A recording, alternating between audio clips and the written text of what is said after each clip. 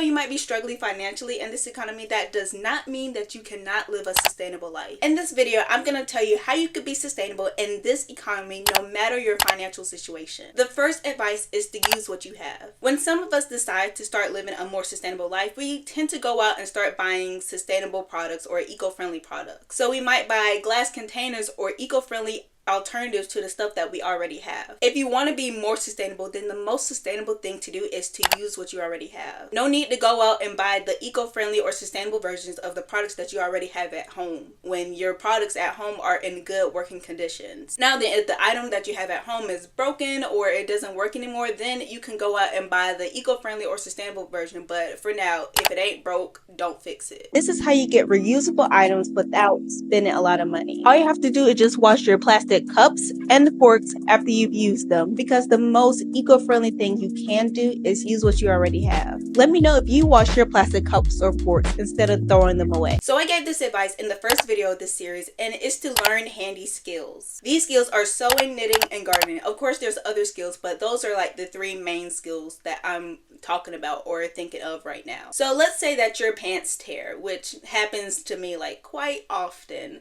If I knew how to sew, which I am still learning, I could just sew my pants up and continue to wear them. No need to throw them out or buy a new pair. This helps you save money because you don't have to go out and buy a new pair of pants, and it helps the environment because you keeping those ripped pair of pants that you sewed up out of the landfill. Another example is that if you learn how to garden, you can grow your own fruits and vegetables. And this economy is good to learn how to grow your own fruits and vegetables because fruits and vegetables are expensive. But let's say you know how to grow your own fruits and vegetables. This cuts out the need to go to the grocery store, and it helps you save money and carbon emissions. So YouTube is a great resource to learn handy skills. Like, it's absolutely for free. You do not need to go out and pay for courses or anything to learn handy skills, where you could just learn them right off of YouTube, like for free. Let's water my greens. Behind me, like right here, I'm growing greens, so I'm gonna water them. You don't need one of those like things, just a water hose is fine. And of course, if you use no water hose, make sure you turn the water off. Do not leave it on. These are how the greens are looking. So yeah, thank you for watching. Hi everyone. So behind me, like these all back here, my dad grows these, and they're called Dasheen. So if you're Caribbean, you know what Dasheens are. I'll try to like to pop a picture right here of what Dasheens look like. Plan on like growing like sweet potatoes soon, and like other stuff. I want to grow like lettuce and like onions and all that stuff, so I can't wait to grow all that stuff. By the way, this video is part 3 of my environment and finance series. In this series, I help you learn how to manage your finances while protecting our environment. I have a whole playlist, so please be sure to check the playlist out after this video. The next advice is to be mindful of the resources you use at work or at home. So these resources are things like water and energy. So we probably heard these things before, but make sure you're not leaving the water running while you're brushing your teeth, and make sure you turn off the lights when you're leaving the room. Many people really don't know that these small changes can help the environment like immensely, and also lower your bill. So if you pay your energy and or water bill, I want you to try this experiment. After you receive your most recent bill, conserve water and energy. Then when you get your next bill, compare and contrast the different balances.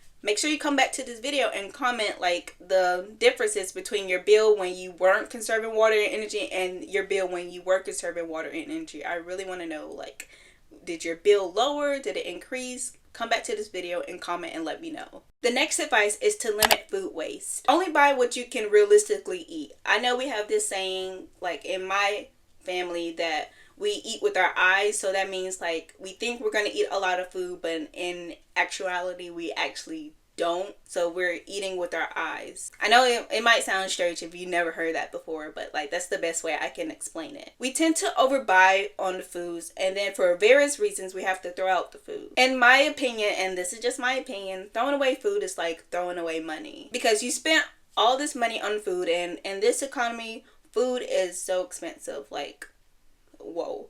But you spent all your money on this food and then you're throwing it away because it's like you accidentally left it in the refrigerator too long and you didn't even open it, or it's some other reason. Food waste is a big problem in the US. If you want me to go into more detail about food waste problem, I love to talk about food waste. But if you want me to go into more detail, please be sure to comment. But otherwise, all you need to know is that food waste is terrible. Here are some food waste facts. Fact 1. 1/3 of global food is wasted yearly. That's around 1.3 billion tons. Fact 3. Food waste in landfills releases methane, a potent greenhouse gas. This gas is not great for our environment, and it actually harms it. Fact 3. You can save money by reducing food waste. The average US family wastes $1,500 annually.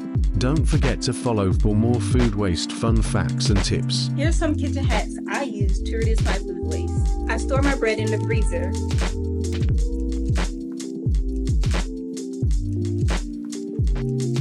Storing your bread in the freezer helps extend the shelf life. So I eat a lot of strawberries. Look at this. So what I do to help reduce food waste is that I store my strawberries in the front of the fridge.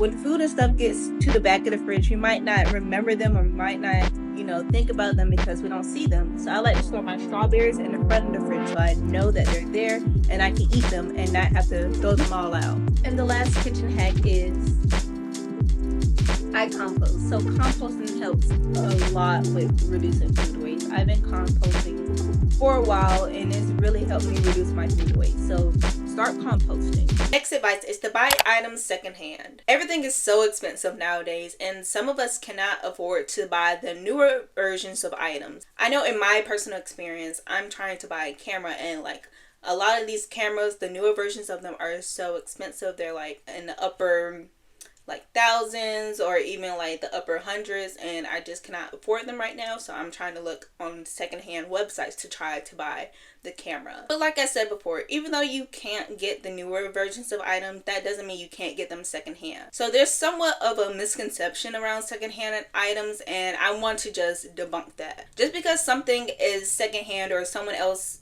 had the item before you and now is selling it or whatever, that doesn't mean that something is terribly wrong with the product. People resell or donate items for various reasons.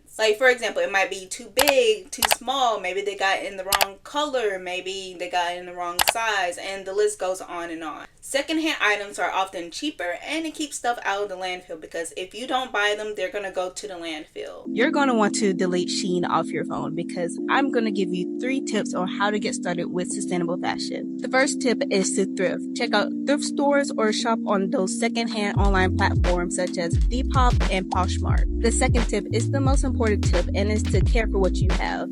Maybe that means washing your clothes less frequently or air drying them. And the third and final tip is to swap clothing with your friends and family if you guys wear the same size. It's eco-friendly and you can make a game out of it. If you want to know why fast fashion companies such as Shein and others are so terrible, I recommend you watching my YouTube video for more information. Also, if you deleted Shein from your phone, please let me know in the comments. I really want to know. It is possible to be sustainable in this economy. The advice I gave might seem small or not impactful, but trust me, the small actions matter the most. Like I said before, this is part 3 of the Environment and Finance series. If you want to learn about the everyday habits that are not only destroying your wallet, but also the planet, I recommend you check the video that just popped up right here. And it's a good watch video and I highly recommend it.